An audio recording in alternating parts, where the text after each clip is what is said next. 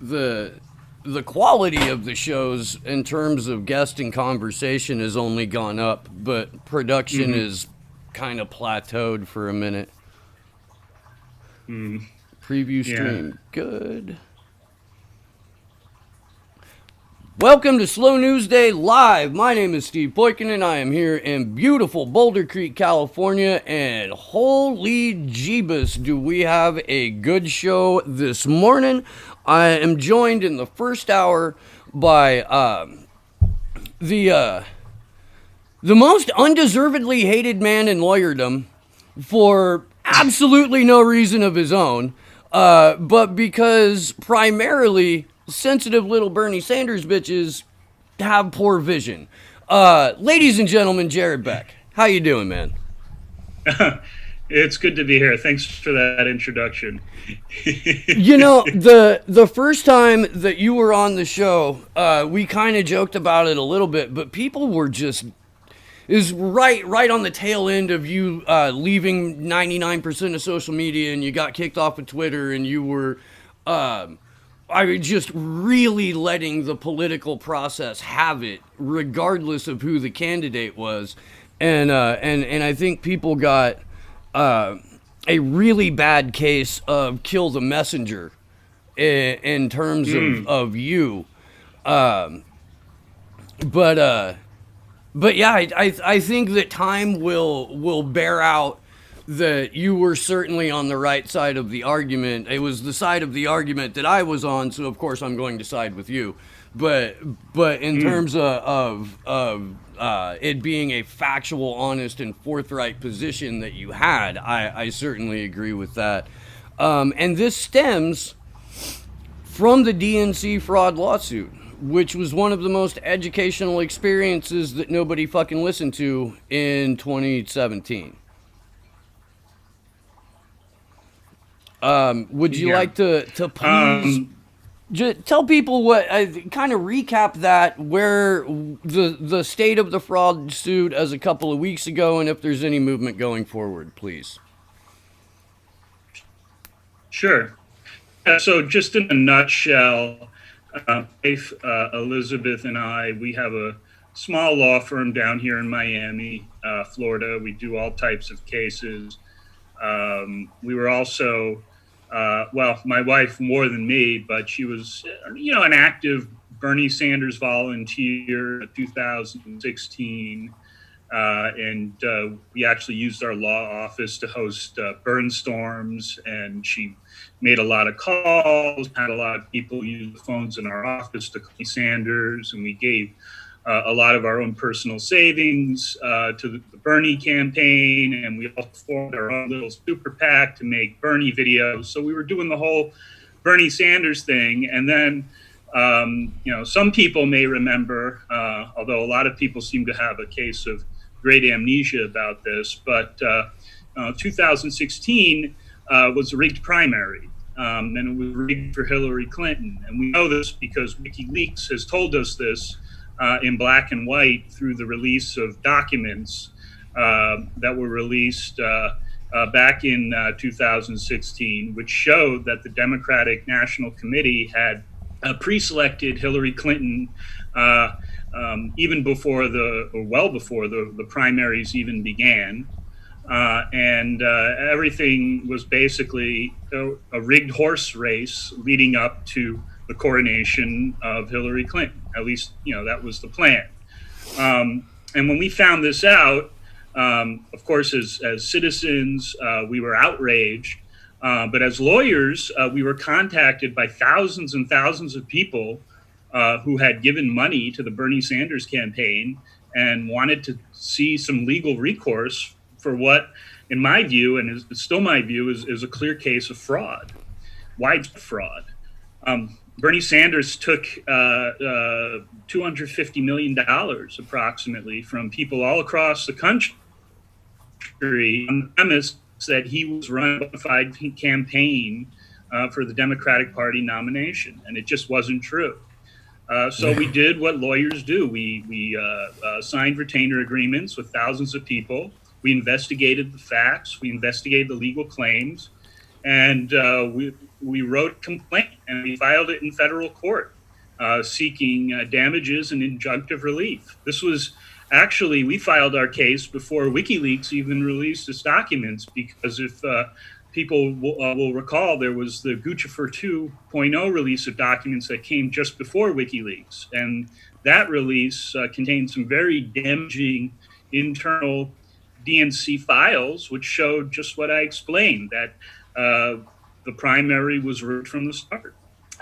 So that was the beginning of the legal journey.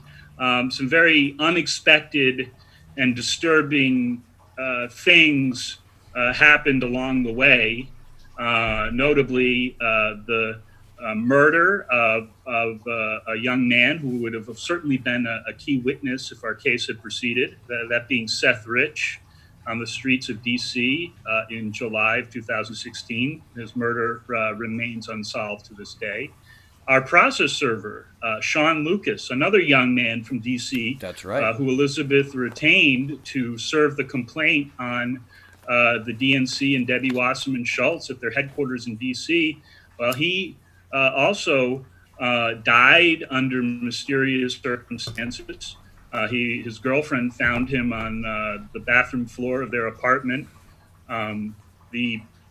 I've never seen the actual autopsy for Sean Lucas, but I have the DC police, according to their investigation, he was found with 3 different substances in his system, and doctors I've spoken to say that this really doesn't make sense, and there's something odd going on. But there are folks who have investigated the Sean Lucas situation, and I encourage people to read that if they're interested in more. But this is just sort of, even before we got to court, we were already dealing with some very, very disturbing situations that I never would have imagined would touch me as a citizen of this country. Eventually, yeah. I don't know if you're familiar with the guy behind this. There's I think his name is John Here to Help, but he's been on a handful of different podcasts and done some interviews where he's claiming that the mayor of DC and Donna Brazile and the chief of police were at the hospital 5 minutes before Seth Rich was actually brought into the hospital, and he's using their presence beforehand as part of a corroboration that shows DC Metro Police and the Democratic National Committee were not only responsible for Seth Rich's murder, but had it planned out after the fact to the detail, to the absolute finest detail. Yeah. I've heard theories like that. I've heard scenarios like that. The problem is that there's been so much propaganda obstruction that the mainstream media and others have dealt in order to really obscure the Seth Rich murder from public view and to create confusion, and so that I really don't think we're ever going to see a bona fide investigation of that murder, and I just really I don't know when. Someday in the future we may finally learn the truth of what happened, but everything exists now, as you well know, in this just unbelievable cloudy haze that the media creates, like a smoke screen to blind us to the true facts of what's going on in our country. Well, you gave that a phrase. You gave that a phrase the last time that you were on the show, and I've certainly made a point to incorporate it into what I do here and how I try to give information to people. And the phrase was manufactured confusion. And that is, I mean, the background of that being consent has already been manufactured. Chomsky wrote the book in 1989. There was a movie out in 92. Since then, we've had the internet, the Patriot Act, the 2012 NDAA legalizing propaganda, all of these things that have just cemented eternally in concrete the manufactured consent of the majority of the American populace, and now the media's primary job is to manufacture confusion, to just obfuscate enough to keep people arguing with their neighbor or pointing their finger at somebody else in the same economic class as them, as opposed to the people at the top that are manipulating events, as it were. Yeah. I would just add to what you just said and say, Noam Chomsky is a very outdated figure, because, of course, he's him and a co-author. I can't remember. He had a co-author who came up with the term manufactured consent, and that the model that he deployed. This was I can't remember when he wrote that book, but it was a while ago. But the concept is that the media propaganda apparatus exists in order to ensure that the people of America are on board with a predetermined agenda that's set by elites. I don't think that's true anymore, because I don't think that the people of America meaningfully govern this country, at least at the national level, in any way. Not a self-governing people. Our consent is irrelevant. We don't need to manufacture consent. Or propaganda doesn't need to manufacture consent. What the propaganda apparatus needs to manufacture is confusion. Why does it need to manufacture confusion? Because we, the people, need to be distracted from the true facts of our situation. Because if we were collectively aware of the true facts of what our politicians have done, what the elites of society have done, going back a number of decades, then it potentially could be a very, very unstable situation in this country. That's what I've come to believe, not just through the DNC fraud lawsuit, which we can certainly go back to and talk about, and depending on what questions you have, but also my own research and my own attempts to further my understanding as a citizen of this country. And I have to tell you, I went to higher education for 9 years, okay, at some of the best institutions in this country, and I came out with basically a worthless understanding of this country's legal and political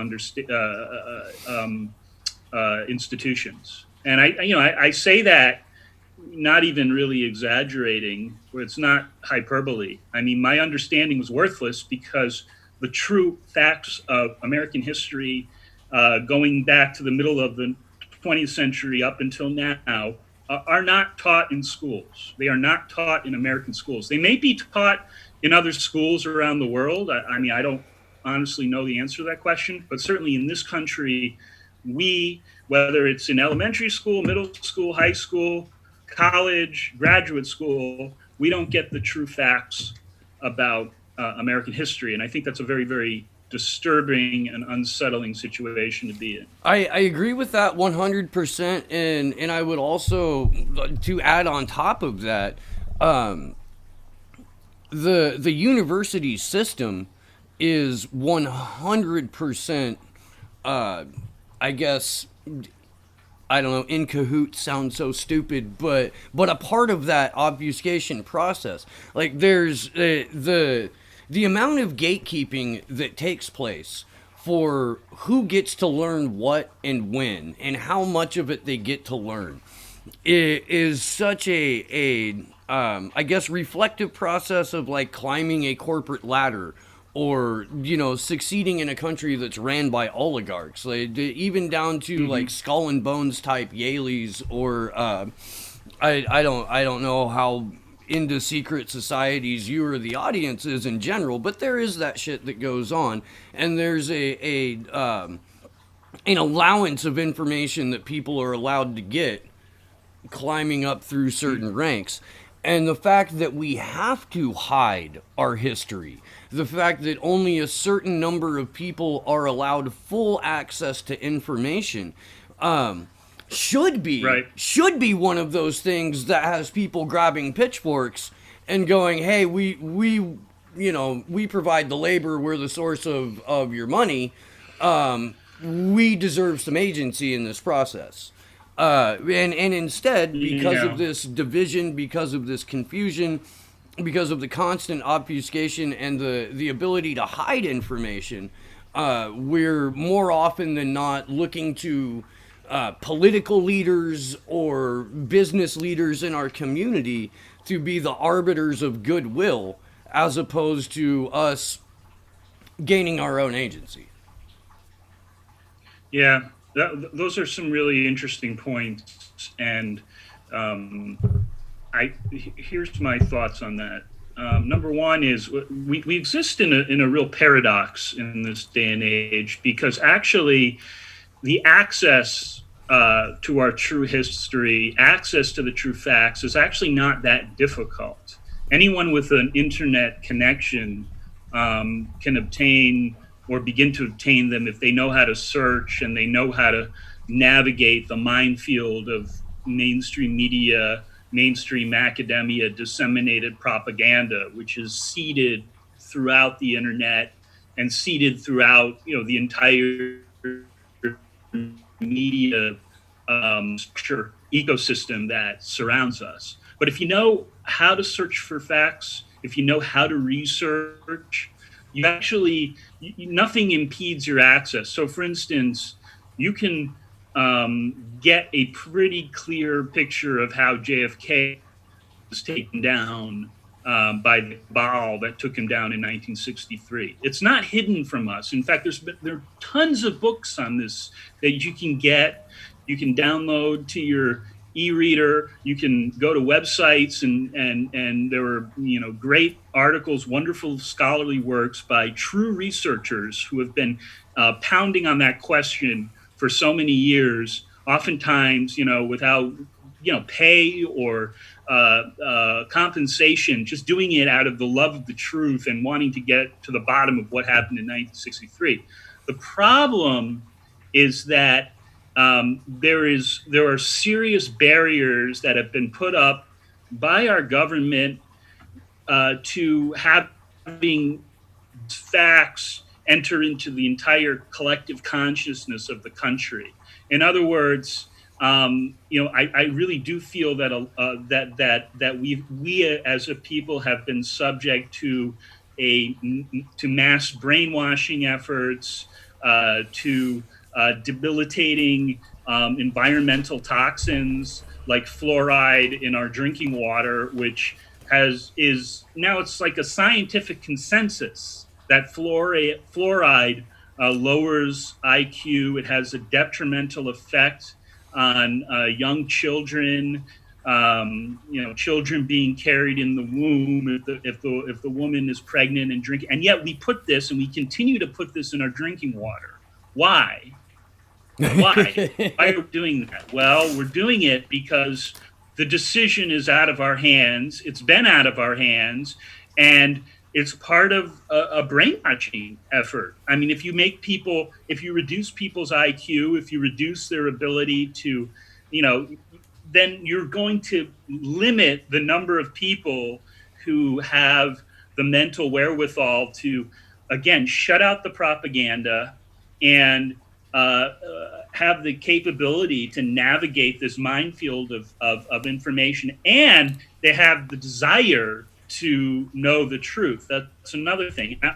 All of these qualities, I think, have been attacked or targeted by our government in order to perpetuate their power. And it's a paradox, again, because it's not so much like if you went to the Soviet Union back under communism and the totalitarian regime that they experienced, you would see a different system.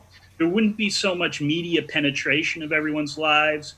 I don't think there was the same attack on the IQ, the intellect of the people by environmental toxins, but there was sort of this absolute control that the government tried to exercise on access to information.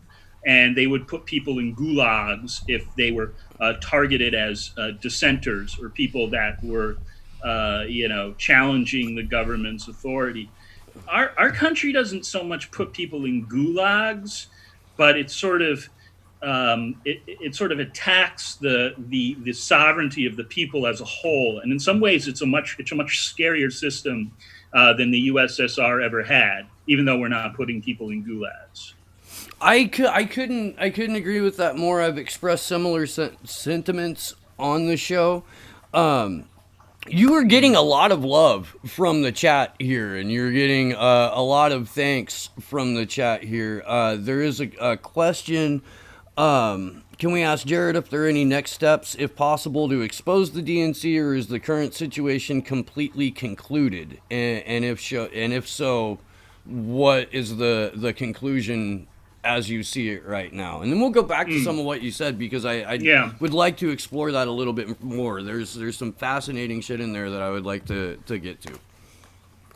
Yeah, sure. So just to go back to the DNC fraud case, we had a mess of the case, outside of all the crap that was happening, to the witnesses, and the threats that we got, and the strange calls that we got at our office and so forth. Just to go to what happened on the merits, we had a hearing in the district court in Fort Lauderdale. And the judge asked many very interesting and penetrating questions, but ultimately issued an order dismissing the case on the basis that the plaintiffs don't have standing to pursue the case.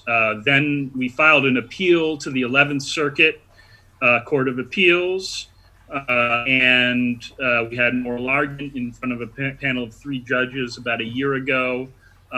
There was nothing happening on the case for about a year, and then we recently got an opinion from the 11th Circuit upholding the lower court's decision to dismiss the case. In the course of the litigation, a lot of interesting things came out that people have found useful in terms of trying to understand what the DNC is about. During the hearing in the lower court, the lawyer for the DNC admitted on the record that according to it is the DNC's official position that they have the right to rig the primaries. Now, he didn't factually admit that the 2016 primaries were rigged, although I think anyone who's been through the WikiLeaks release will see undisputable evidence the primaries were rigged. Outside of all of the studies that people have done on election irregularities going on in many states, and ballots being shredded and so forth. But I think that the DNC lawyer did admit to is very, very concerning, because really it I think uncloses the essence of what the DNC is all about, which is that it's not a mechanism by which people vote and thereby determine one of the presidential election, but it's an organization that the people running it have the discretion to pick whoever they want. And when an organization has the discretion to pick whoever they want, they always exercise that discretion, because they want not the people, not the candidate that's going to benefit, the people, so to speak. So I think it was an extraordinary admission. I've never seen anything comparable to that admission in any litigation about the American election system. I think, for me at least, once you realize what the deal about. I don't understand why anybody would waste their time or money or attention on it as a vehicle to political change. And I think, by the way, I think the RNC operates in the exact same way. So, I'm not advocating becoming a Republican. I'm saying that if you're looking to be politically involved in this country, you really need to think hard about these issues, because if you take the path of giving money to candidates and voting in elections, you're actually participating in an illusion and propagating an illusion. We've got people, that may be, we've got people now, the same people that were robbed in 2016, that thanks to you and Elizabeth and Nico bringing the suit forward, being able to drag out of the DNC's, the DNC's legal team there, there is no such thing as a Democrat. We can pick the candidates in smoke-filled back rooms. The same people that lined up to get robbed in 2016 are doubling down in 2020, saying, if we just throw more money and more bodies at the problem, we'll take care of the problem. And even though they have the information in front of them that says money and bodies isn't the problem is the process is allowed to be rigged by a private corporation that doesn't have to adhere to its own bylaws, as they said in open court. Right. It's just, it amazes me. Yeah. Well, and actually, you mentioned, you were alluded to earlier that, I had there was a time when I was very active on social media, and actually I really don't have any presence on social media. Very, very interestingly, I have this AI bot that sends out tweets. I have no idea who's behind that or what is behind that, but it emerged sometime in early 2018, and it's actually, I visit it from time to time to see what it's up to. It's actually very informative. I learn a lot from my bot. So I'll tell you, I've told your bot. I've told your bot that he's the only AI that I don't want to kill with fire. And and Whitney Webb seconded that one. She co-signed that shit. She was like, yeah, the only one who gets to stay after we take care of him is Jared Bot. I'm very grateful for everyone should be so lucky to have an AI bot who takes care of the social media for them, so they don't have to get involved in that. Because I got very, very frustrated in the wake of the DNC case, because just as you say, a lot of people, not everyone, a lot of people remember and refuse to have anything to do with the DNC anymore. But it seemed like a lot of people, especially those who, were very, very active in 2016, they've just gone back to the same formula without any appreciation of any lessons that could be learned from, or should be learned from, the unrebutted facts of 2016. And nobody, well, I'll say this as a lawyer. No lawyer likes to see his or her client get defrauded, but it's really frustrating when that client goes out and gets defrauded again by the same people after you've given them, advice and counsel that was very, very difficult to obtain because we had to go through so much to do it. And to not acknowledge that, it's very frustrating. You don't want to work for clients like that. Actually, as a lawyer, because it's like, what's the point, right? You can lead a horse to water, you can't make the water drink or the horse drink.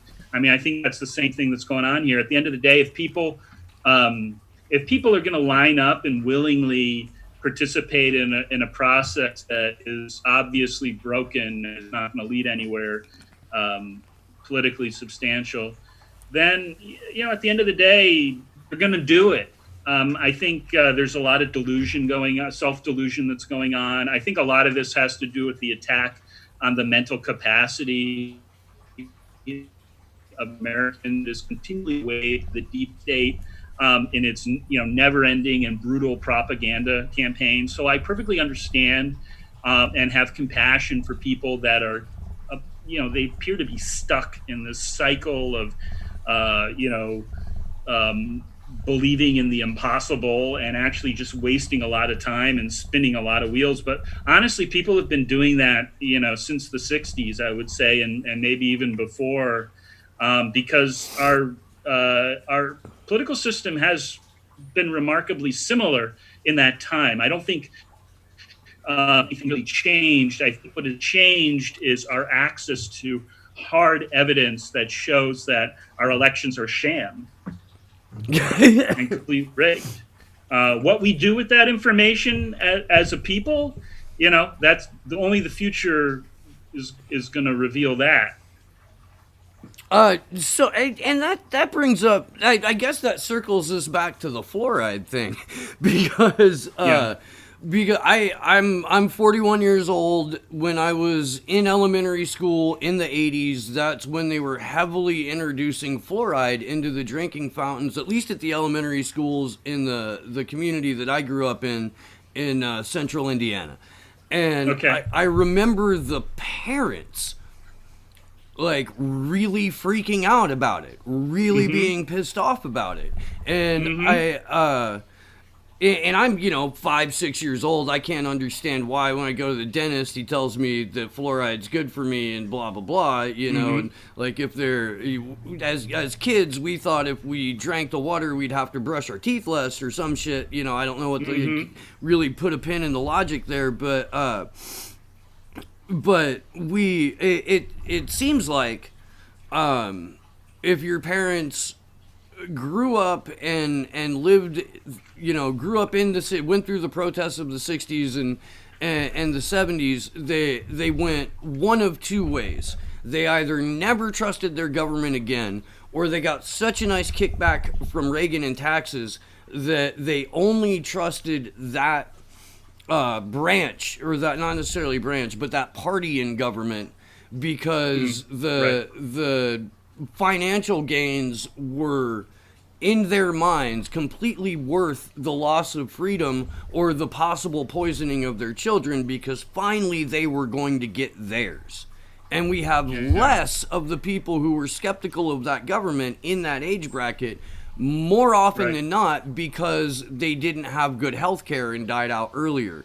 And the few that we have left have this institutional security where they can talk shit about the system with limited fear of reprisal. And we don't. Yeah, the activist base, it died out, and we need a whole brand new base of activist leaders in order to inspire people to actually get up off their asses, get up off their couch, walk away from social media for long enough to, congregate together to demand participation in the process, because we really don't have any participation in the process, Jared. It's all symbolic. Yeah, no, I'm with you on that. I really liked your observations, and I just want to say a couple things about that. Well, first of all, we're in the same exact generation, because I'm 42, so we're both Gen Xers, which makes us, we're sort of in a strange position. There's not a whole lot of us out there, but we're sandwiched in between the boomers on the one hand and the millennials on the other. And we may be the few people that can actually talk with both of them without like having these misunderstandings that I think are prevalent in our society between two huge and very, very different generations, the boomers and the millennials, and their approach to the world. The millennials have yet to really shake out, but it's going to be interesting to see if they become another replica of the boomers, or if they become directionally opposed to the boomers. I'm not really sure on how that's going to shake out. We're going to be in the middle no matter what. But I say this because, I also kind of, in my mind, I try to understand and comprehend what it was like to go through the boomer generation, because I think that is part of trying to understand, as we sit here today, how this all happened and how we got to the point where we have no voice in our own political process, which is supposedly, the beacon of democratic light for the world, or so we've been told. So how did we get here? Obviously, the boomers played some role in it. I think, you definitely hit on some areas that should be, explored and contemplated, because I think there's truth there. I also think that the boomers, let's not underestimate the fact that they were coming of age in a very, very violent time, when the government was basically spilling bodies in the street left and right. And their progressive heroes were gunned down one after another, starting in 1963 with Kennedy.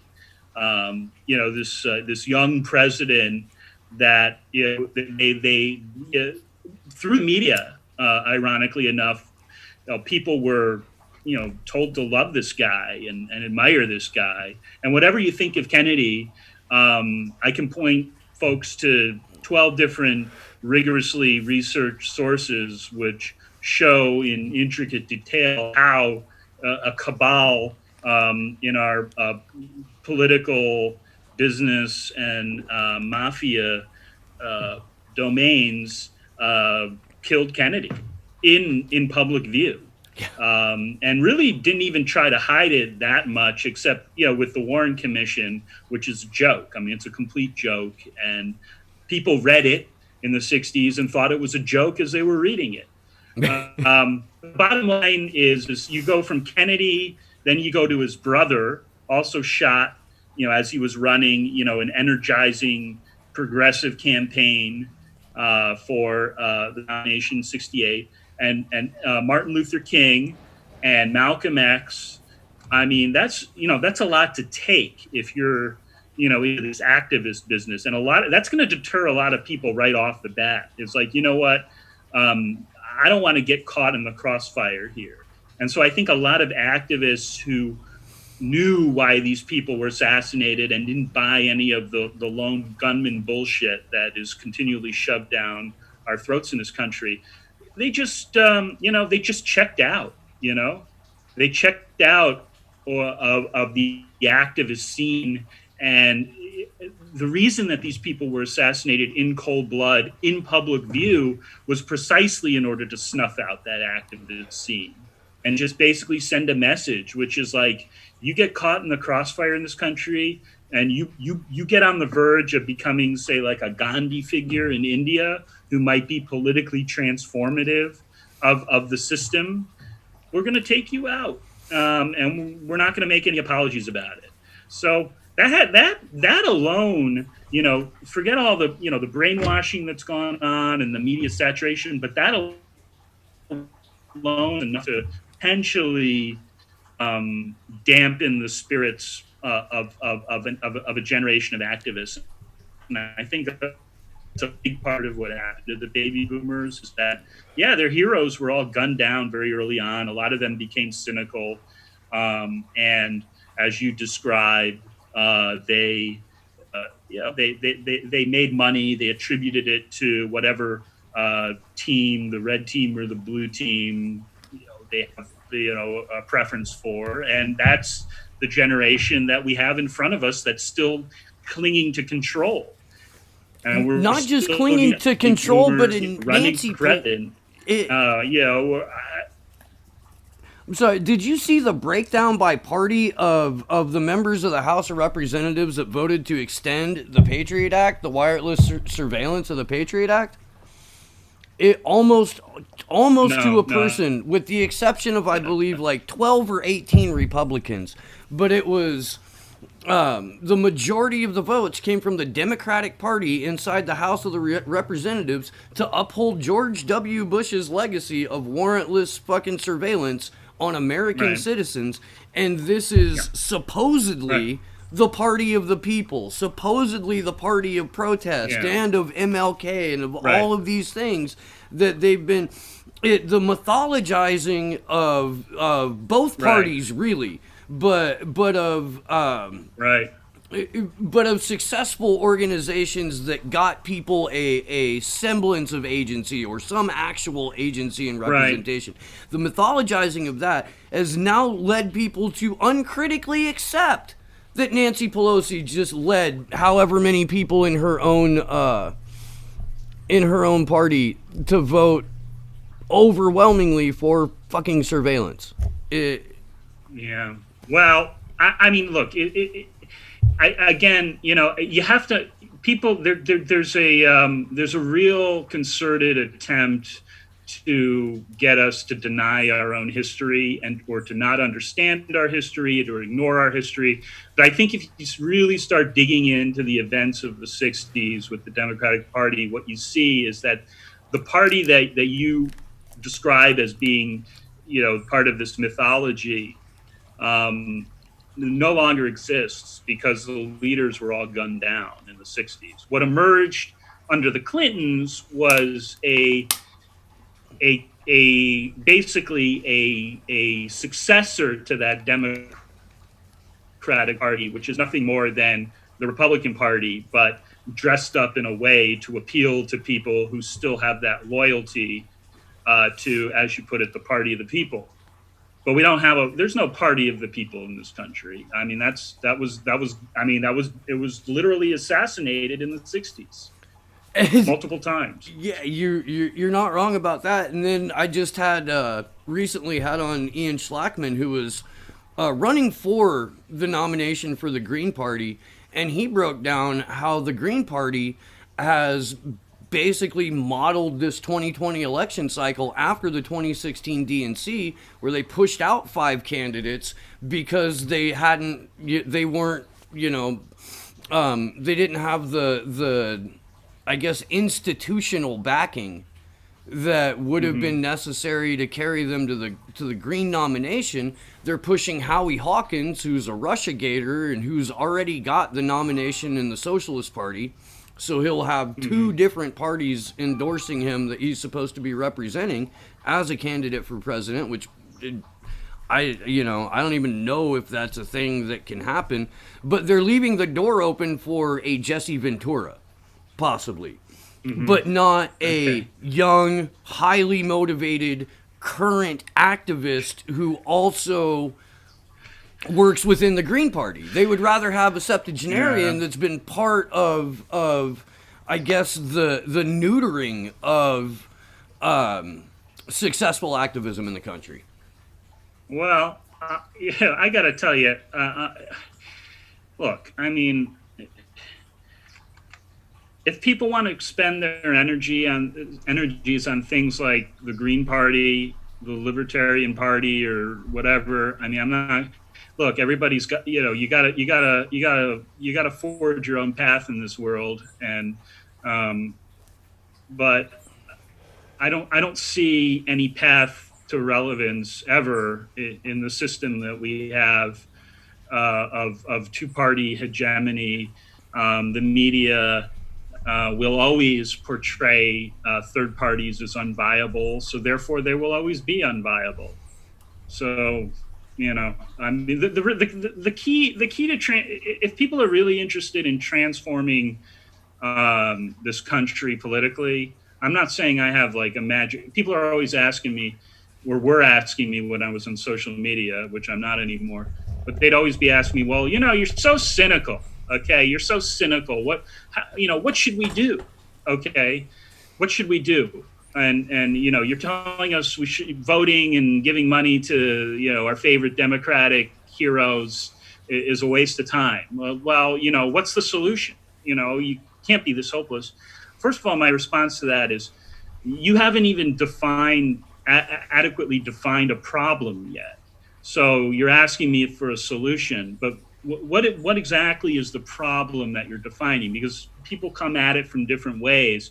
I mean, first of all, I'm not sure exactly what the problem is. I can describe a sequence of historical events, and they, in my mind, they what those reveal is that the government that we have in this country is not the government that we're led to believe we have, in simple terms. I mean, there's basically a cabal, a deep state that runs things, which is not electorally accountable to us. Okay. And it's been like that since at least the early 60s and probably before. All right. But you're asking me for a solution to that. How do you solve a coup that already happened in 1963? Okay. I mean, it happened before you and I were born. Okay. This is the government we were born under. We were born under, let's call it what it is. It's an oligarchic dictatorship. Okay. So we were born under that. Is that a problem for us, or is that a reality? And if it's a problem because we feel like we don't have the political voice that we're entitled to, well, I don't know that going through the fake election system is where I want to spend my energy. I mean, the first thing I want to do is figure out how the hell this happened. And the second thing I want to do is to make sure, my fellow citizens understand what happened, because until that point in time, there's no point in talking about political activism at any meaningful level, at least on a sort of a nationwide basis, the way that people want to, because otherwise, it's the iron, the hold that the deep state has on this country is ironclad at the moment. Ironclad. And I think it's not me being cynical, it's me describing a set of facts. I'm not a cynical person. I'd actually like being a practical person. That's why I'm not interested in, yammering on about, Tulsi versus Warren versus Bernie, because I know where that's all going to end. It's not practical to talk about something when you know what the end game is it? I mean, maybe, it might be enjoyable, but that's not practical. No, man, I bang my head on the show about that all the time, and I make a point. I make a point to do a few things, and one is to go cover the shit that isn't the horse race. There are too many people in quote-unquote independent media or left media that use mainstream media content for the baseline content for their material, right, who are, pointing and wagging their finger at the establishment, but at the same time turning around and saying, but vote for this Democrat or vote for that Democrat, because, if we throw enough money and bodies at it, we can reform a system from the inside. And I to me, that's selling shit. Like, that's not, there's a truth to be gained from it if you carry that truth on to the next step. And what is that next step? That next step, I guess, is learning about all of the realities that you thought the political process could fix, but now have come to terms to understand that the political process isn't something that's self-healing, and it isn't something that can be corrected with, changing the drapes or changing the optics on it. I don't think that there are enough people in this country that understand the problem. And I think that it does an incredible disservice to people who are trying to figure it out, to have someone spend, 10 out of 12 of their videos talking about, Elizabeth Warren said this, or Joe Biden said this, or can you believe Rachel Maddow asked a question this way? Like, yeah, of course that shit happened. That shit happens because it's a scripted reality that they're trying to sell us. Right. And I think that if more of independent media was truly independent, You know, they would be having conversations like this more often rather than, Right. oh, well, she's not even a real Native American or Right. whatever they want, Right. you know. Right. Well, that's very interesting because I think the way you described that really reveals how it is that the propaganda forces in this country operate. Because obviously, people aren't watching as much TV as they used to. You know, the TV shows just don't have the sway. I mean, it used to be everybody watched the same TV channels in this country, okay, because there were only like 3 or 4 of them. So you could really sell a narrative to the country very easily because, you know, ABC, NBC, and CBS would all have the same content and the narrative would be very easy to sell. Well, what do you do? I mean, there was a moment when I think people were very optimistic that the internet had really changed the ballgame by allowing for true independent content to reach people on a massive scale, and it would just undermine the propaganda apparatus. But of course, that's not what happened because the internet was again something that was developed by the deep state and refined and given to us already configured to be used as a mechanism of propaganda. And so what you see it all over the place with these so-called independent journalists who are basically seeded the mainstream media contents. The mainstream media narratives are seeded into their shows. And so again, it's the mainstream media that's setting the agenda. Okay. If and people can't see past that, or they don't have the incentive to see past that. The easiest way to get people to follow the mainstream media narrative contours on everything is to financially incentivize them to, and that's actually very easily done the way the internet has been structured by the deep state. And so I agree with you that at some point, look, if there's ever going to be a political transformation, you have to first have before you even have a consensus about what to do, you have to have an understanding of what the true facts of the situation are. And only now is there even really the opportunity to have those true facts disseminated on a large scale.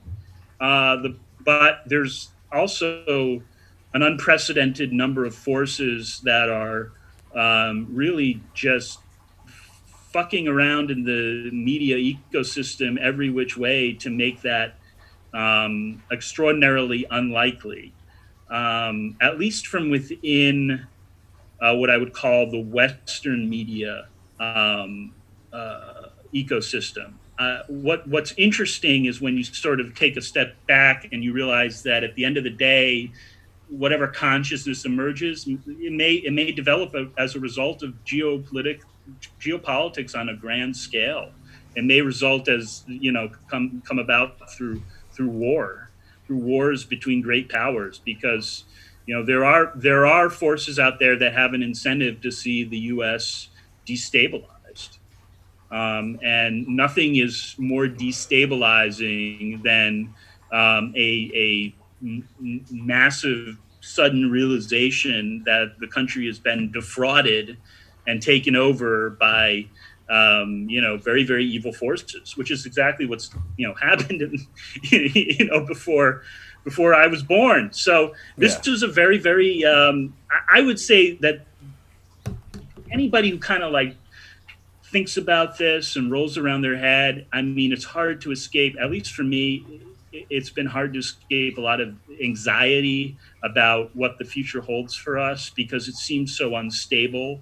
And I think a lot of you can see the signs of instability all around us in our society today.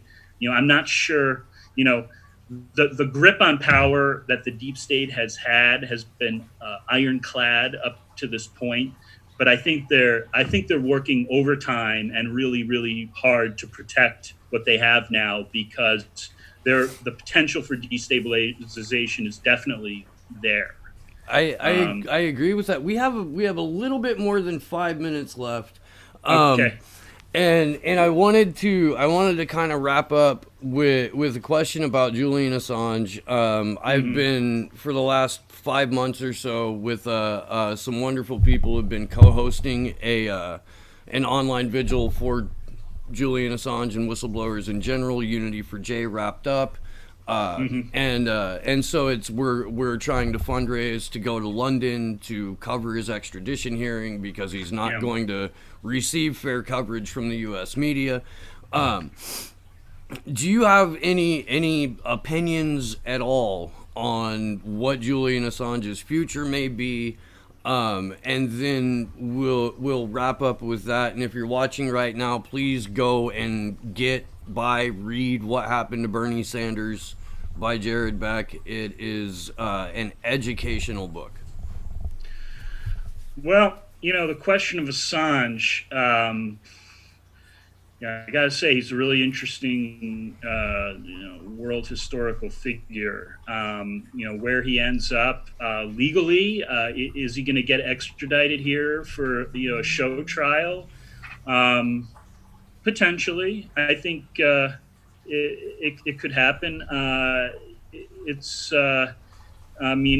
sort of part of our, unfortunately, our country would rather, have a discussion. For instance, Epstein is a great example of something very, very significant that's happened in our country that should have led to a bona fide legal process to prosecute the guy and uncover the true facts of what allowed a sex trafficker to operate at the highest levels of American society just without repercussions. But we'll never have that trial because he's suicided himself, and we're never going to have a bona fide inquiry into that either. I mean, our justice system is broken. So I would definitely, with something like Assange, I don't, sure. I mean, he could be extradited here, and the same type of show trial will be engineered against him, and it will be used to distract people away from the core of what WikiLeaks has revealed to us. And it's part of the constant propaganda game that goes on in this country, I think, through the efforts of independent media people who actually try to, as you said, really get beneath the horse race and decode the true facts of what's going on in our politics and our society. I mean, that's really going to be the only way that we ever get a widespread clarity on these issues that's enough to affect political change. But it seems to me that we're at probably the very, very beginning of that process because there are many, many forces aligned against us. I agree with the overall sentiment of that. Jared, I want to thank you very much for coming on today. Like I said, please, if you're watching right now, go and pick up a copy of What Happened to Bernie Sanders. It will give you some more perspective on where we're at right now in our current political process or lack thereof. And I see that Gordon Dimmack has joined the screen. So Jared, thank you so much, man. Okay, I really appreciate it. Thanks, Steve. I enjoy these talks. Okay, me too. Thanks for having me. Take care of yourself. All right, you too, sir. Okay, bye. And I would now like to welcome to the show, and I know he may argue this, but in my mind, he is the UK's lone independent content creator, and just a terrific human being in general. If you're not subscribed to his channel after the show today, please go do that. Welcome back to Slow News Day, Gordon Dimmack. Hi Steve, how you doing? Yeah, I was going to take issue with you over that. Actually, you said the lone independent journalist, the UK's lone independent journalist. There's a few. There's a few. I wouldn't say I'm the lone one. I think people like Jonathan Cook and John Pilger will have something to Well, say yeah, about that. okay, I'm definitely not in their league, you know. Well, okay. Well, how about this? You're the lone independent journalist in the UK that comes on my show. Well, Oh, I suppose on YouTube as well. Not many of us on YouTube, I suppose. Reduce the UK scope a little bit, and maybe we'll get it right. Gordon, I'm glad to have you back today. I was hoping that maybe we could get into a little bit of the WikiLeaks drop on Syria and the OPCW report. I've talked about this a few times on the show. When the original leaked OPCW report came out, I did a show on it. I was one of the few people that did a show on it. And then just last week, we had another revelation, non-WikiLeaks related, but that a second person had come forward saying, no, these reports were fabricated. They left information out. And then just last night at midnight Greenwich Mean Time, WikiLeaks released a ton of information coming from an OPCW whistleblower. Have you been able to take a look into any of that? Yeah, I was looking at it last night until the early morning. Actually, it's probably one of the major stories that I've covered on my channel the most over the last 2 years or whatever it's been.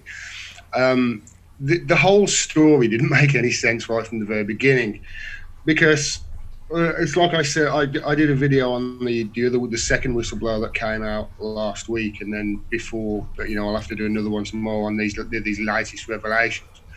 But when this happened, it sent off alarm bells for us straight away. It was about 10 days after the Skripal poisonings, if you remember, that this happened, and then there was a whole rush to judgment to blame Assad for gassing his own people, and it made no sense whatsoever for this to happen.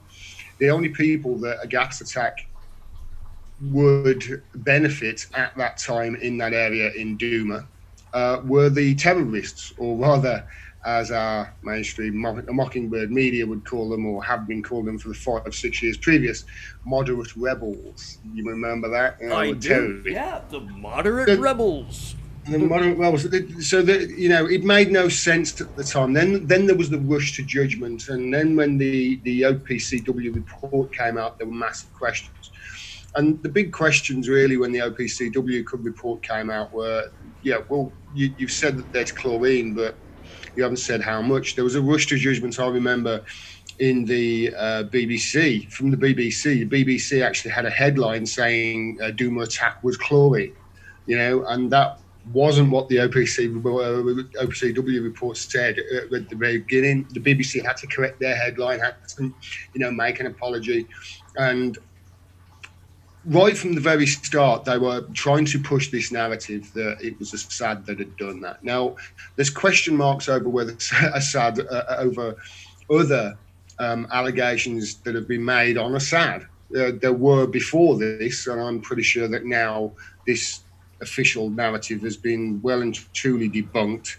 That all previous, it's going to bring their findings into light of previous years, because obviously this is the OPCW who obviously they investigated the Skripal incidents, for instance. That's true. They investigated other chemical attacks in Syria and said that Assad was the one who did it. They weren't assigning blame at that stage. They have got that. They have got that. Those powers now. So throughout all of this, by the way, Steve, that's interesting to note that throughout all of this and all of this obvious manipulation of the facts, and we'll get into what what was in the email in a bit if you want, but there was a hell of a lot of pressure on the OPCW to do this and to conform to a narrative.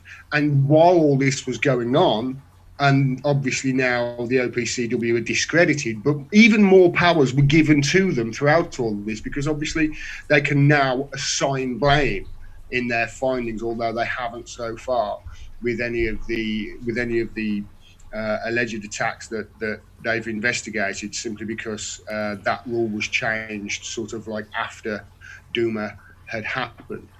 And it made no sense. Then, as you say, we had the first whistleblower come out, and they leaked a document that was signed by a guy called Ian Henderson, I think his name was, from record. Don't quote me on that.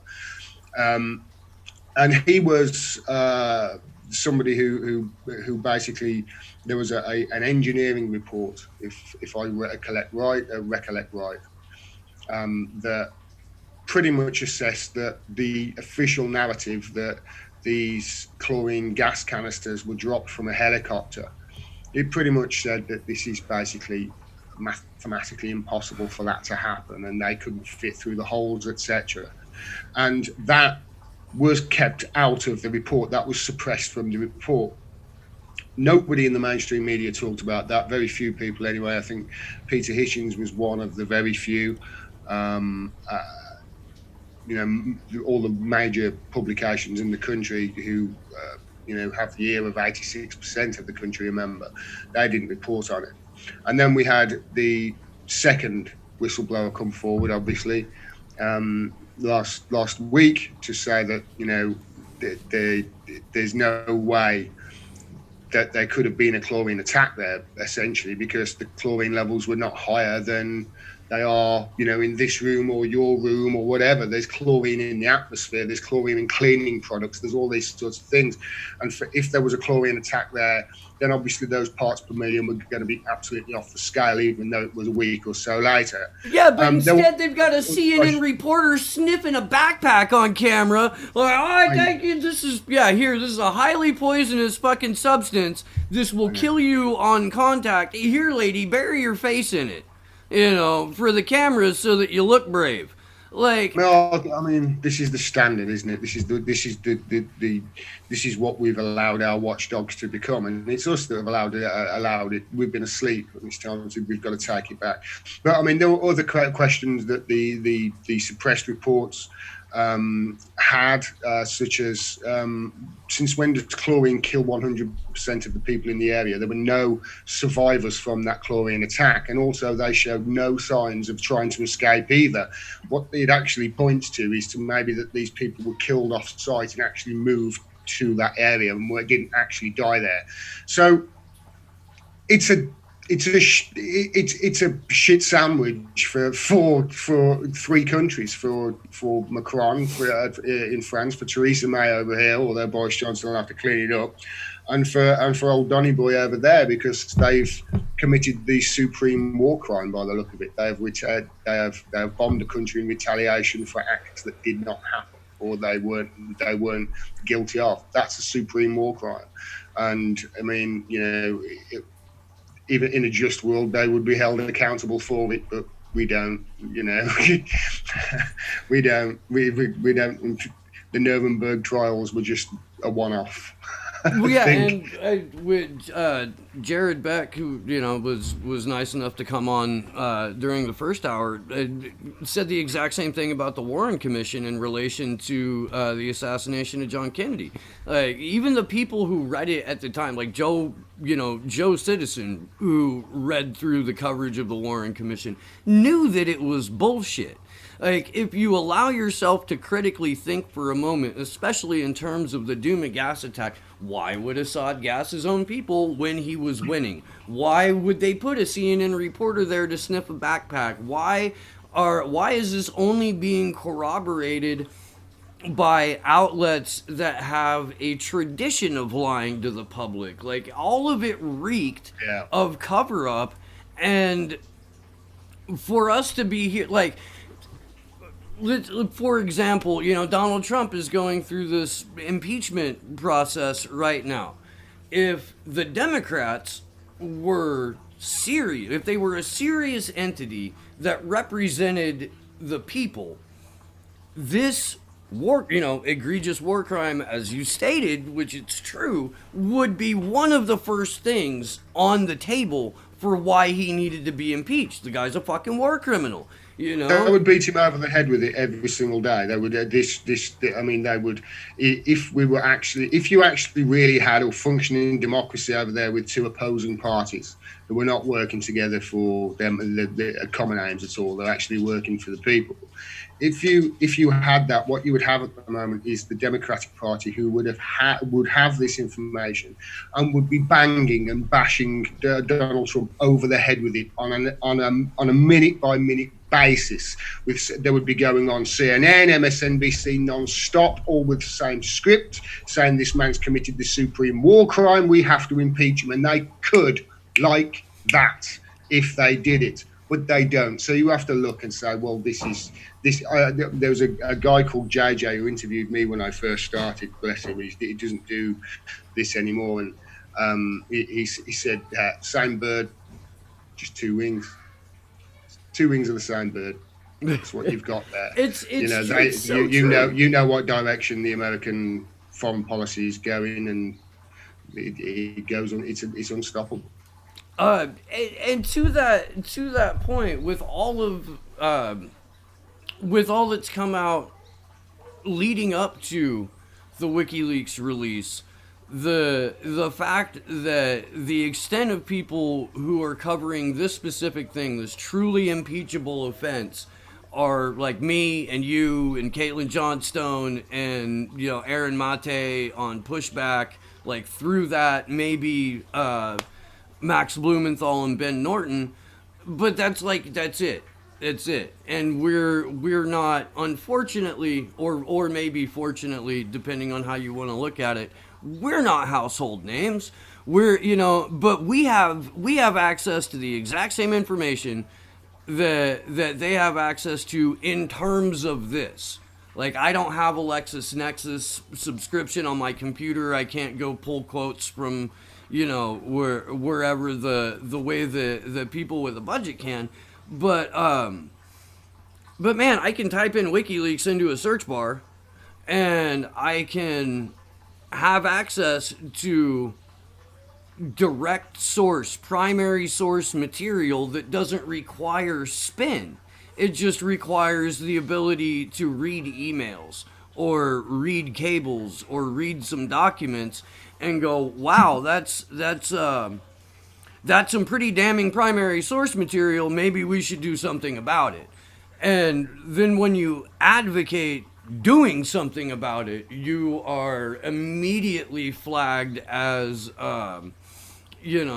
seditious or a Russian agent or, whatever they want to throw at you for simply saying, like, there's more to this than what you're being told. Here's where you can find the information out about it. I'm not saying it. I'm just showing you where it lives. There's an interesting aspect of this whole Duma thing that from an American point of view, because obviously you've got a Democratic candidate at the moment who's getting it full barrels from the media over there, from the corporate media, and that's Tulsi Gabbard. Now, remember, one of the things that they've been alleging that is she's an Assad apologist and an Assad toady, and they've been banging on at her because they've been saying, you said that the Duma attack was fake, or you were siding with the terror, you're siding with Assad, etc., etc. This has proved her right. Do you think there'll be an apology? And really, as far as I know, I mean, I don't think Bernie Sanders came out and said, this is clearly a staged attack to. He didn't. Didn't. Bernie, bless him, he's horrible on foreign policy. Even when he's right, he gives the establishment talking point first. Even when he's right, like a la Venezuela. You're so right about that. He did stand up and say Bolivia was a coup, and we've had an incident where we've got obviously an election over here in a few weeks, and we had a debate 2 nights ago between the 4 leaders that were asked questions from the audience. Did you see it at all, Steve? I was able to catch a little bit of that, but not all of it. No. If you get a chance, watch it, because for an hour, no, for 2 hours, the four leaders of the four parties, the four main parties over here, were grilled by an audience for half an hour each. And honestly, if you watch the debacle that the Democratic National, the Democratic debates are over there, just watch that and then compare it to what we witnessed on the BBC 2 nights ago. It was astounding. It was brilliant. It was like, what the fuck have the BBC done here? Since when do they get it so right? But I think it was the audience. The audience was up north, and it was in Sheffield, and they don't suffer fools gladly up there. So it was it was 2 hours. It was brilliant. I've watched, I think how many Dem debates have there been now? 5. I think I've watched 3 of them. Yeah. No, 4 before, actually, because the first debate, there was over 2 nights, wasn't there? Well, there was on That's 2 true. nights. Yeah.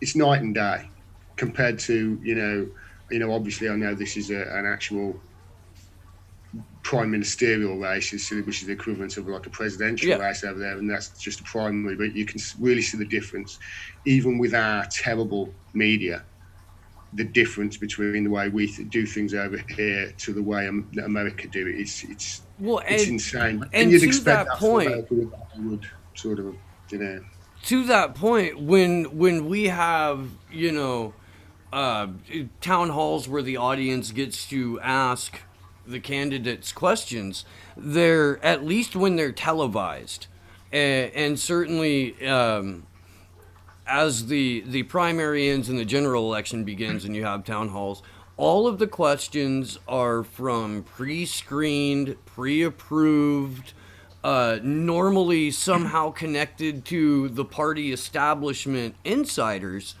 and you will only occasionally get one quote-unquote two regular people that ask a legitimate question. And if it's too honest, there's always an instant commercial break. Like and then I remember this very specifically. It was after the first round of debates where they were giving all of these, basically Russiagate talking point questions to Bernie Sanders, and then you find out, people fact check in real time, or they'll look up the person's Twitter, and like they work for the Maryland Democratic Party, or they're married to this lobbyist, or they have this position at a healthcare, insurance facility, and that comes out, and people will turn to the folks who point it out, do a little bit of research, and go, why are you being divisive? Why are you starting trouble? We've got that over here. I get it all the time, actually. One of my favourite things is to try and pull Jeremy Corbyn to the left instead of watching him just get pulled to the right, just the same way as the Labour Party have ever since 1981. You mentioned there that you get cut off and you cut to a commercial. Going back when we were talking about Aduma. There's a great interview on Sky News with the general. The Sky News had a general on and must have thought, they get the general on, and the general will come on and say, yes, it's sad, it's terrible, we should bomb him, blah, blah, blah, blah, blah. And he comes on and he says, well, I think, first of all, we need to ask, why would Assad do this? It makes absolutely no sense for him to do this. Why would he do that? And he's literally just rambling. And the girl says, I'm sorry about that. We've got to end it there. Thanks very much for coming on. Sorry about that. And it went blank. The screen, it went dead air. They shut him off that. And it was only, this was back in April in 2018. This was, 18 months ago. Yeah. And that happened over here. It happens over here as well. And with the audience members as well, there was an instance on even on that BBC Question Time leaders debate thing the other night. People spotted. There was one guy who he'd been in the audience like 4 times, and he had written for Conservative Home, And then, everybody was on Twitter saying, "Oh my God, look at this! It's obviously a pro-establishment bias by BBC." And then, lo and behold, there was somebody else in the audience who was a Labour party staffer or something like that. So, I mean, there were plants all over the place. But I've seen it from America. It's far worse over there. It is a complete and utter theatre. I've heard this quote a few times, and I can't fucking remember who said it. But it's the United States only has one party, but in true American fashion, they had to have two. And that's, I mean, it's really it bears out in its fullest extent when you have a debate or when you have a town hall that exists for the sole benefit of the consultants and the advertisers, where everyone who's watching it knows going in that only pre-approved questions are going to be asked, hardly anyone is going to go off script, that even the people in the audience are asking campaign approved questions, pre-submitted questions, and people just take it as, well, this is how the process works, and don't stop and think and go, if they're rigging a conversation, maybe they're rigging more than just a televised conversation. Maybe this whole electoral process thing isn't the most legitimate on the face of the earth. And no, because there's there's always a distraction to divide. There's always a wedge issue to push. And there's always something, I saw Jamal Thomas talking about it this morning, or on Twitter. Democrats, and black Democrats specifically, don't like Joe Biden. But they know that he's not as bad as Donald Trump, and that the party itself, while it may be institutionally racist, it has opened the door for a handful of people. So we want to protect the establishment that has opened the door to a handful of us more than we think we have the ability to change the system in the first place. I think I'm going to wrap up my point here. I swear to God, I've rambled a little bit. But I think the job of independent media should be to get people to realize that with enough of us, there is a way for a way to change the system, and not just change, the optics on the party through occasional pieces of nearly uplifting legislation that don't necessarily bear out in reality. Yeah, it's for me, what the job of the media is to educate and to inform. That's what it is, more than anything, to educate and inform. It shouldn't be an apparatus that makes tons of money. It should be one of those sort of something that, people who work in the news should get paid well and should be able to get a living wage like everybody else. But, it's not something that should be, that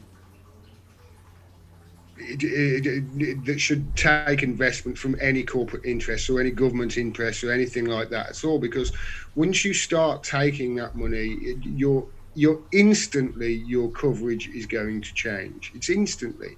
And even if it's not a quid pro quo, and it's not out in the open, if you're getting funding from XYZ, you're not going to be talking about XYZ. You're not going to be too worried about exposing what they've got to expose, etc., etc. I suppose the point I'm trying to make is this: we have a media that basically is run, and its sole purpose is not to educate and inform. Its sole purpose is to, from what I can tell, do PR for the elites who have basically been fucking everybody royally for the last few decades with neoliberal policies. I mean, just look at what happened a decade ago. A decade ago, the system crashed. the financial system crashed. It was a total and utter breakdown of the system. It's because basically what happened is the last time the system broke in the late 70s, what they basically did was, oh, okay, that sand in the egg timer's run out. They turned the sand it's upside down. And since 2008, rather than actually fix the system, they've just been pouring sand into the top, just with quantitative easing. And this is going to break. It's going to happen again. And the next time it happens, which it looks like it's going to be around the corner with the 30-year bond yield being negative. I mean, think about that. People are investing their money in long-term bonds that are guaranteed to lose money because it's going to lose less money than actually if they keep it in the banking system, and what they've been doing for the last 10 years, making fucking trillions of dollars and pounds and shipping it off into their offshore accounts. Sooner or later this is going to crash again, and when it does, are they going to say to the poor, yeah, you've got to pay for it again? When is the where I keep saying to people, where is the fucking line, Steve? Where is the line? You had an election, you've had 40% of your elections in America this century, the loser won. Mm-hmm. The person with the least votes won. That's a fucked up system. You've over the last 10 years, the people were asked through austerity in the UK to pay for trillions of pounds that the bankers lost in 2008. So they've been punished for the last decade with punishing measures of austerity that are thought to link to at least 140,000 plus deaths in this country. They've implemented a program of austerity on the poorest people with a draconian universal credit. You got people from the United Nations coming over here and saying that they're writing reports saying that it looks like we're going to return to workhouses if we continue. It's terrible. But where is the fucking line, Steve? Where is it? Where is the line? 3 years ago, people voted for something where they said, right, okay, it's a once in a lifetime thing, and what you say goes, and what you say, and then people went, okay, fuck you, let's get out the EU. And they went, oh, well, yeah.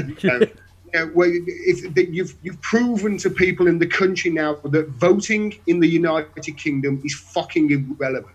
You've proved it. You have proved it. And they've said, okay, what we're going to do is we're going to sort out the fact that we've proved the fact that elections are irrelevant and voting is irrelevant in this country. And the way we're going to sort it out is we're going to have a fucking election. Are you kidding me? Are you fucking kidding me? That's not going to solve anything. And everybody's all throwing their weight behind Jamie Corbyn, or throwing their weight behind Boris Johnson, or throwing their weight behind Nigel fucking Farage. It makes me sick, because I just look at them and I think, you're like lemmings. I wish you knew what I knew. I wish you knew that, they have locked up a journalist in prison in Belmarsh right now, and they have literally thrown journalism in jail. I wish you knew that, our government lied to us, has lied to us over story after story after story of national importance in the national interest, just since I've been doing what I've been doing. If they knew they would be in the streets. And this is why obviously the media doesn't report this is why the media don't report what's going on in France with the Gilets jaunes. Because it's the thread of a good idea. Well, they're in the streets, they're getting, you don't want to have people over here have that sort of thought infecting their minds. We're only allowed to see protests that are orchestrated. Yeah, we're only allowed to see protests that have been orchestrated by our intelligence communities. Marco Rubio accidentally straight up said on television that the U.S. is directly involved with the Hong Kong protests.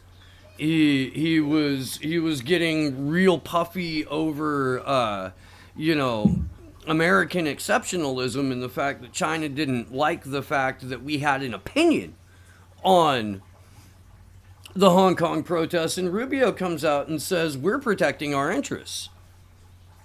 We're invested in this outcome, and the interviewer doesn't even push back on that. Like, yo, you just said there's direct U.S. involvement in the Hong Kong protests. Would you care to expand on that? Marco Rubio, could you please, can I follow up on that? Nothing. It's been over a year with the Gilets Jaunes. It's over a year of some incredibly reasonable demands on the part of the protesters, by the way. I've shown the not manifesto, but, the list of demands that the Yellow Vests have for what they want in terms of their own representation inside of their government.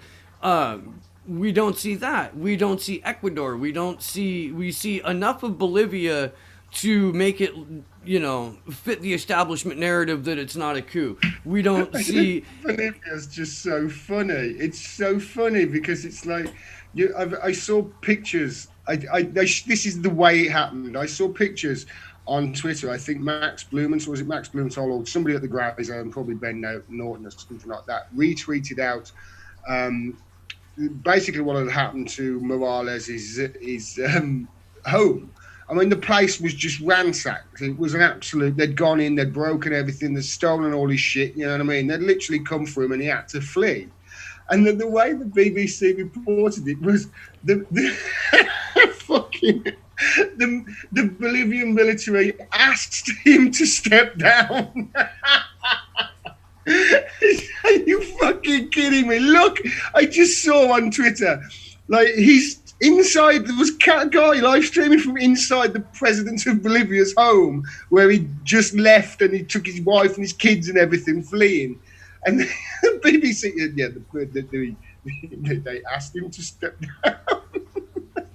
Yeah, okay. Make you an offer you can't refuse. Yeah.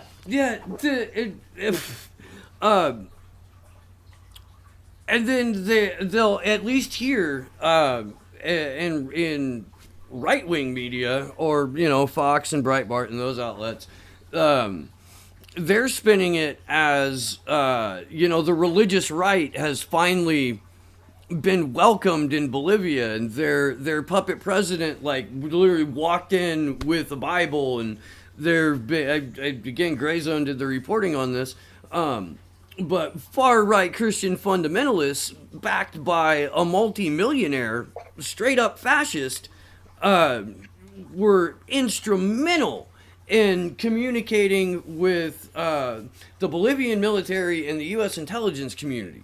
They're the go-between. These fucking Christian fascists are the go-between for this coup.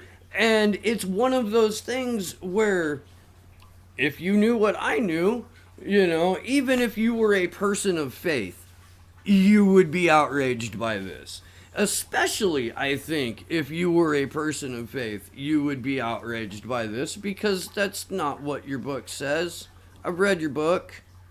I have. I didn't enjoy it, but I read it, Your book doesn't say that. It doesn't. Your book says fucking the first two people listen to a talking snake. That's what your book says. Sorry. I was thinking about this earlier actually with Go Away Dog. Go away. Aw. Go away dog. With you have a need in American politics, don't you, for your leaders to be Christians? Oh my God, yes. I don't get it. It's like, why would you put your faith in somebody who believes in a mythical Sky Lord?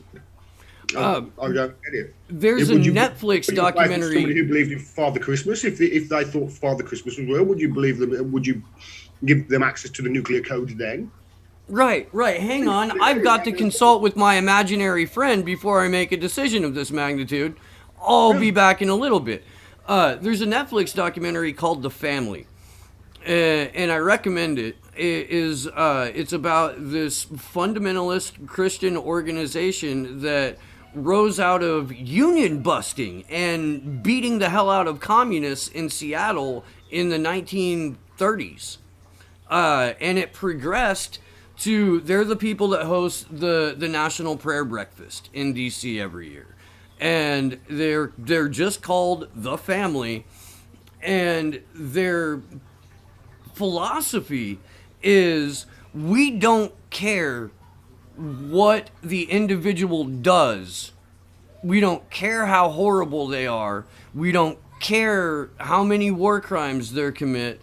This particular leader was chosen by God. So we're going to do everything in our power to make sure that they're successful.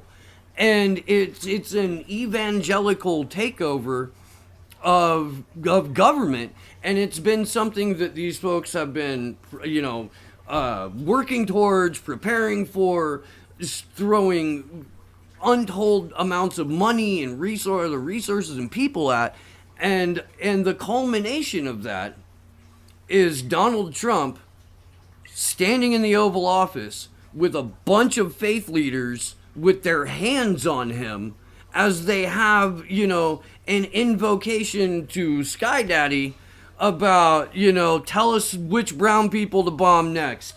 Tell us how many poor people we need to fuck over this week. Kids in cages? I didn't see that coming, Lord, but okay. It's just... It's counterintuitive until you think about it in terms of complete and utter control of a population, the machinations by which they're allowed agency, their ability to make money, and then you kind of grasp this is a psychosis that needs to be removed. Not just from the American political scene or the world political scene, because the family is all over the continent, all over the globe, in terms of leaders that they've influenced and bribed and brought into the fold, as it were. We've got to have a reckoning globally that addresses dogma. I don't have a problem with people being spiritual in terms of, okay, there's entities, or there's benevolent and malignant presences that have been around. Shit like that, dude. If you want to go home and fucking put a crystal on your balls because you think it'll heal you, go and do that. I don't, where'd you get one of those from? Ball healing crystals? I think chrysocolla is the particular rock you want for that. I wouldn't use anything sharp. I would probably, amethyst clusters are out in terms of what you want to strap to your ball sack there. Give it a warm it up first. Yeah. Oh, definitely, man. Yeah, religion, mate, religion for me, it's just weird watching the American. Because with American, it's all that they talk. You guys do talk about God a lot. I was over there in 2008, and I went to somebody's Thanksgiving. I was there all day. A whole family thing, and they were at dinner saying, "Thank you, Jesus. Thank you, Lord, for this food." It's like, bitch, fucking you did all this. Jesus didn't do any of it. I watched you mash the potatoes. What the fuck are you talking about? It's totally alien for me, coming from I think we're probably just an older country. You're only about 5 minutes old, aren't you? You've only got 300 years. Yeah, not even. I think we've had longer to just realise, hold on a minute, this is all a bit. This is one group of people trying to fucking control another group of people. And I think we've just sort of. It's not an issue at all. It never comes up really. I don't think whenever the elections are up, people's religion never comes up. But in America, every single fucking time it comes up, doesn't it? If you don't wear your not just your faith, but your white Judeo-Christian faith on your sleeve as a candidate, unless you're from a particularly godless place like San Francisco or whatever, you are shunned by the electorate. And the electorate itself has become less religious, but the amount of influence that evangelicals have over a politician's future has been a very deliberate thing. Again, it is not just related to the family. There's a guy called Ralph Reed who started an organization called the Christian Coalition in the mid-'70s, and basically through Reagan, through his administration, established the evangelical, politically religious foothold in the conversation, in the politics, in terms of how debates were structured. The Christian Coalition was instrumental, and I found this out a little while ago, in getting the League of Women Voters to no longer host debates. And to make debates hosted by the party and by the party infrastructure. So the RNC or the DNC alone would be in charge of organizing that, and it was an effort, in part, to place a more religious tenor to the national conversation.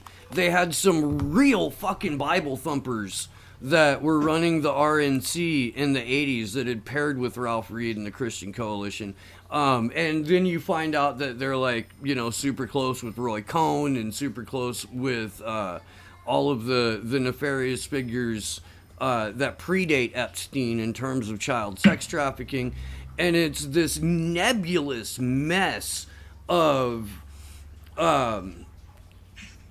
false faith, presented, marketed faith in order to further dumb down or further drive a wedge in regular people, so that they're not asking big questions, they're not asking tough questions. They're fine with knowing they've got a man of God representing them, even if the facts bear out that this is a horrible human being.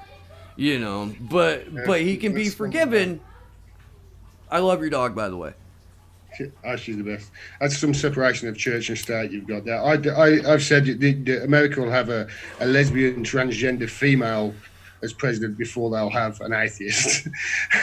Oh yeah. I agree, because you can separate people and you can scare them into voting with identity politics, which is what that would come down to. Like, and they do get out to vote, don't they? The evangelical Christians in America. Oh my goodness, yeah, the most reliable voting bloc. 90+%, isn't it? The voter turnout. Yeah, it's an incredible voter turnout, and they went for Trump big time. I remember a stat. Don't quote me on it, but I remember a stat. It was like 80+% they voted for Trump with these evangelical Christians. So it's a hell of a powerful organisation. And it needs to be deep. It shouldn't be, it's in your constitution, for Christ's sake, that you've got a separation between those two things. And but I mean, look at the situation we're in at the moment, Steve. We're in it. We are literally in it at the moment. This is what I say. Where is your line? I mean, we've just basically found out that it looks like there's a global cabal that are fucking your kids. It looks like that they're fucking your kids, and they're getting other rich men to fuck your kids, and then blackmailing those rich men and powerful men to do their bidding. It looks like they have been doing this for quite some time, and it looks like it could well have come out over the next few years, and now it's all been hush-hush. And I heard the bar findings of what happened in the Epstein jail. It's a fucking joke. He's saying that there was a perfect storm of screw-ups. It's like, oh yeah, perfect storm. You've got two guards who both fell asleep at the same time simultaneously. You've got cameras that both fail at the same time. Whilst they are basically protecting somebody who was on suicide watch after saying, I didn't try and commit suicide, somebody tried to kill me, and then they move his cellmate out, and then the cameras stop working. Who the fuck are you trying to kill? A kid? And if anybody asks any of these questions, i.e. anybody like you and me with a fucking brain in their head, oh, you're a conspiracy theorist. You're a conspiracy theorist. Just the same as we were conspiracy theorists when we said that it makes no sense for Assad to fucking gas his own people. We were conspiracy theorists then. Well, guess what? We were right then, we've been proved right, you've been proved wrong, and now you're trying to say that we're conspiracy theorists for asking questions that are about a situation that is dodgy as fuck. And you know what? I heard Jared talking about Seth Rich. This has got to fucking come out, this shit with Seth Rich. It's got to come out. I'm fed up of treading on eggshells. This is a fucking open murder investigation of a DNC staffer who Julian Assange all but said leaked the fucking documents to WikiLeaks in that interview that he did with that, was it Danish TV company? I believe so, yeah. He's certainly pointing everybody in that direction. And if you ask a question, well, what happened? Conspiracy theorists, go fuck yourselves. You know, we get demonetized and deranked for that, for asking questions that normal people on the street are asking. You know, you go up to somebody I ask on the street what happened to Epstein. I can guarantee you 99 out of 100 of them won't say, oh, we committed suicide and the story is actually, yes, everything we've heard is true. 99 over 100 of them. The other one is fucking deaf, dumb and can't talk. He's an amoeba on the floor and he's a gibbering wreck. You know? Absolutely. Absolutely. We and especially with Seth Rich, we get like parts of the story every so often. And one of the more recent ones was the outing of Ellen Ratner as the go-between between the Rich family and WikiLeaks. Because she worked for Fox and her husband was part of Julian's legal team. There's all this information in the Butowski complaint that got brought back into existence, I think in June or July. And the way that it plays out in the complaint, the amount of detail that there is in the complaint, and the names that pop up throughout the complaint should have triggered a worldwide frenzy of people asking tough questions. And you come to find out, like Project Veritas released that video where the CNN or whatever anchor was talking about, oh, they had us kill an Epstein story. And it was supposed to be breaking news that a group of powerful people killed a story in American media. But the connection needs to be made that if regularly stories are killed by people in power because they don't want information to come out, the thing that you know is bullshit that you're being told, in this case Epstein committed suicide, you need to apply that to other things that you believe might be bullshit. Like, you know, a lone gunman killed Kennedy, or fucking Osama bin Laden completely orchestrated 9/11. There was no outside help through the organization that created and trained Osama bin Laden, the CIA. Benjamin Netanyahu just gets indicted for bribery and fraud.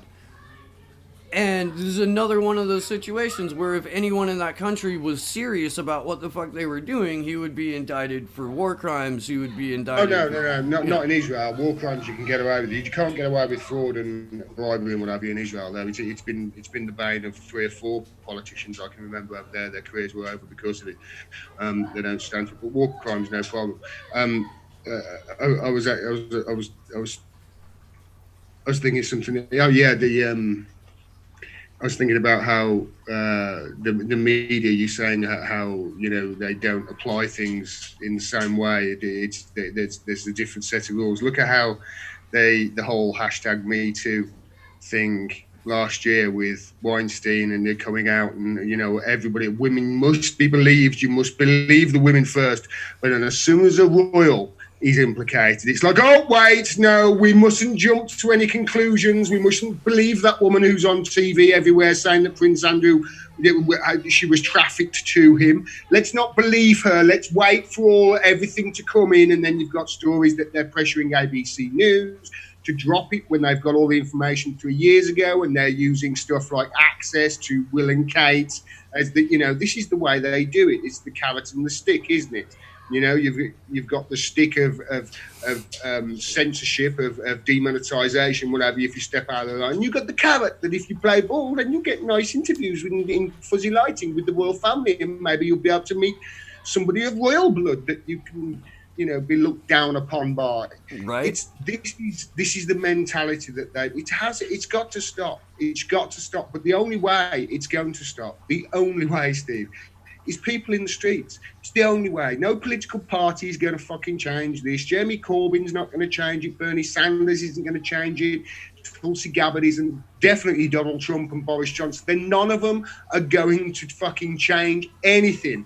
We are guaranteed that if we carry on doing the same things as we have done throughout history, to get the same shitty fucking results that we have done throughout history, unless we rise up and fight the same way that we fought for the vote for the women fought for the vote, the same way that we fought for the civil rights movement, you know, the same, unless mass movements of people, and I'm talking millions on a world scale, stand up and say no, we're going to get the same shit we always have, and they're going to take more and more and more of our rights away. Let's face it, we don't fucking have them.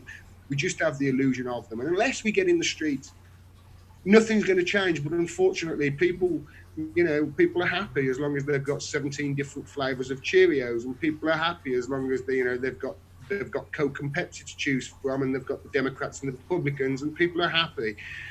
If they've got, you know, a circus to watch on the TV, whatever that be, whether it be the Kardashians or some fucking Alaskan shit that they watch, that my mom watches fucking 4 hours a day of, it's hilarious.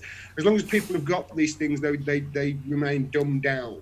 And, you know, let's face it, the propaganda that we've seen, have you seen the Jack Ryan fucking shit on Amazon that they've launched? I mean, I watched the first episode a couple of weeks ago, and I thought, this is propaganda of this is unbelievable. This is basically Venezuelan regime change propaganda that they're putting on Amazon Prime. And I thought, I can't watch the rest of this. So I turned it off after about 45 minutes. Well, fortunately, people on the left, you know, they did go through, and they've written some scathing articles in Mint Press News, in the Grey Zone, and etc. They've really been scathing of it. It's fucking hilarious. It's terrible, you know. But this propaganda, the way people's minds are being manipulated, is not just the news. That's just part of it. You know, I've covered on my program. There's a program that you had over there called The Good Fight. It was like a spin-off from The Good Wife, which was quite successful, I believe. And their whole one season of you know, this courtroom drama it was meant to be was about the fucking piss tape, and whether the piss tape was real, and you know, there were lawyers fighting over whether the piss tape could come into existence. I mean, this is being beamed into people's homes and even people's minds on a fucking hourly basis. And then if they switch the channel, they've got to listen to Joy Behar over there called Tulsi Gabbard a fucking Assad apologist.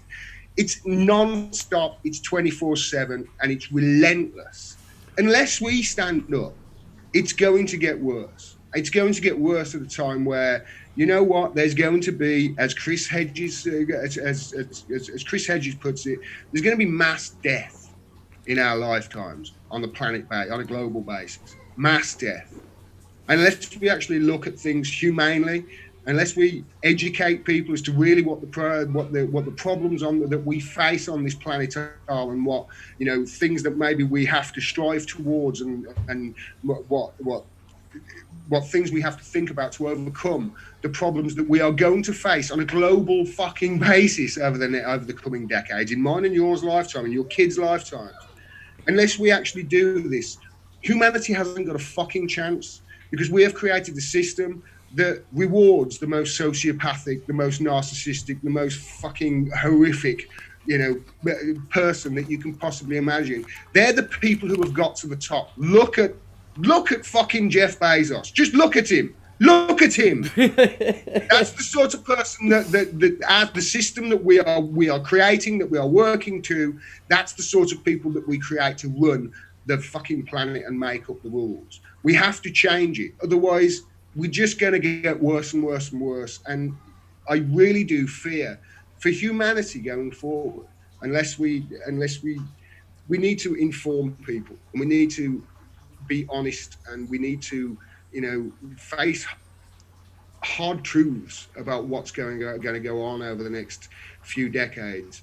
And we need to make sure these motherfuckers are telling the truth, which is why it's so important that we have outlets like adversarial journalistic outlets that will publish stuff in the public interest that the powerful do not want you to fucking see, which is why we should be screaming and shouting like I am on a weekly basis about Julian Assange, because it's journalism in jail. And if we don't know what's going to be going on in the future, if we don't know what these motherfuckers are doing, if we aren't holding them account, then they'll do all sorts of evil shit to take your and my rights away and your kids' rights away. And you'll be living in a world where it's a false reality what you're living in. I say this to people in real life when I get into conversations about Julian Assange and WikiLeaks, and the people that, I mean, you're right. If you go ask somebody on the street about Jeffrey Epstein, they know that there's a cover-up going on. They might not know the extent of it, or they might not have the same thoughts about it that I do, but they know that something's wrong. They know that it's fishy. If you ask them, about do you think that what the government does is good? Do you think that where we are as humanity is the right spot right now? Do you think that the ability to hold people to account, if possible, that the sharing of information is a good thing? Yeah. No, we're in a bad spot. And imagine how much more fucked up it can be if they get away with murdering Julian Assange, if they get away with murdering journalism. Jared had a good point when he was talking about the boomers who saw their heroes get murdered in real time, who saw people who stood up to try and affect change get gunned down in the street like a dog, and it backed them off of it. And who's to say that I think I asked Elizabeth Voss this, I think. Do you see another outlet like WikiLeaks coming forward if this shit happens? And it's a pretty grim answer, because historically, when someone is held up and made an example of for what happens when you go up against the establishment, the natural reaction for most people is to shrink away from that. And I think that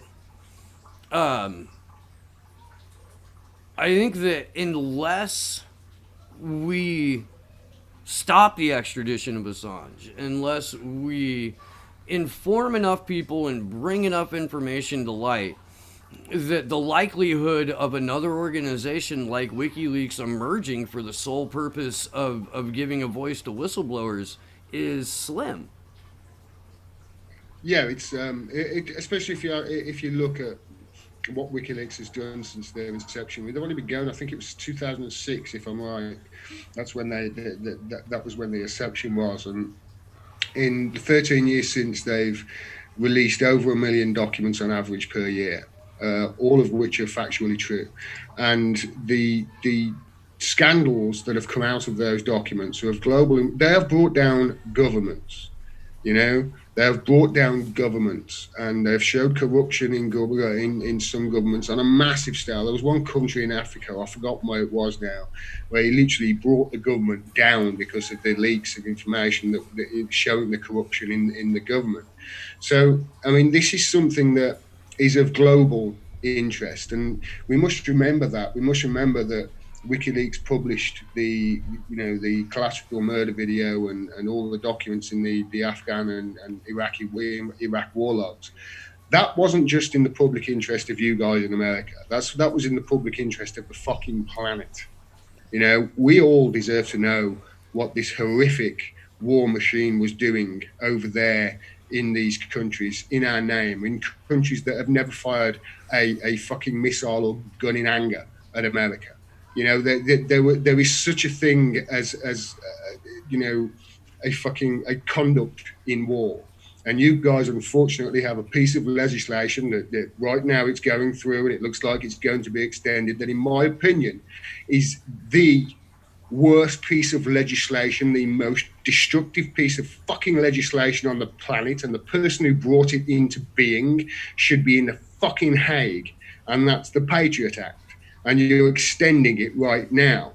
This thing is giving America carte blanche to go around the world and be the fucking mafia wherever they want. That was the whole aim of this Patriot Act. And certainly, it may not have been at the beginning, but people certainly have made it into that. You know, this is about protecting America's hegemony around the fucking world. And it's got to stop. And the only way it's going to stop, they're not going to not going to repeal the Patriot Act if some fucking cross-party members, MPs or senators or House members or whatever get together.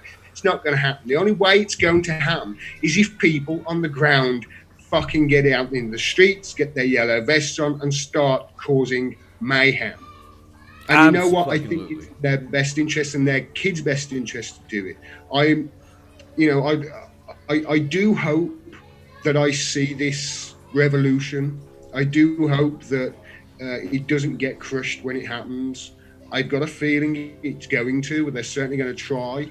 I want to be there to film it, because the people who we've got doing it right now, we can't trust them to make sure that they're going to give us the truth and going to give us a fair and balanced view of actually what happened, a nuanced view, an objective view of what happened on any one day's events, because we just can't trust them to do it right now. So we need to just switch them off. And this is why I advocate to people, stop just, I've stopped talking about them as much on my show, the mainstream media. I've stopped ripping apart their shit. I still do it every now and then, especially with the BBC, because they steal £154 from every household in this country.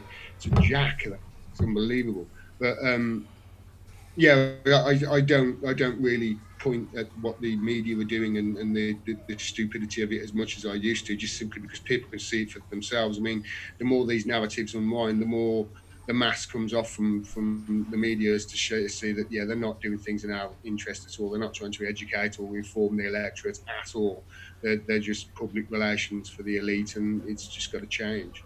I couldn't agree with that more. The whole reason that I have this show is because I watched the birth of independent media, like way back, and I watched people like Jason Permis get 10,000 motherfuckers out in the street to protest a Bilderberg Group meeting, and from 2010 really to now, the complete takeover of the internet by the national security states of at least the Five Eyes countries, the corporatization of the process, the fact that they can dangle monetization in front of us as a way to behave. And thank you to everyone who's given a super chat today, by the way.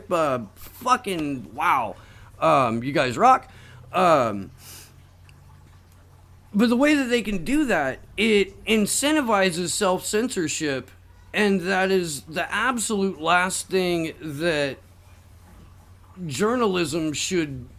That's the one element that shouldn't come into play into a journalist's mind. Like, oh, if I say this, they'll take away my cookies. If I say this, I won't get that AdSense money. And you don't bite the hand that feeds you. You don't bite the hand that feeds you. You just don't. And at least with this show, the hand that feeds me is the audience. I have a job. I don't do this full time. I have been accused of being paid by a PR firm to do the free Assange vigils. Like, are you fucking kidding me? Bro, like, no, if I was being paid, I would be doing this full time. I would have a fucking much higher production budget. I would probably get a haircut. I don't, like, I'm fucking, there's so many different, aspects.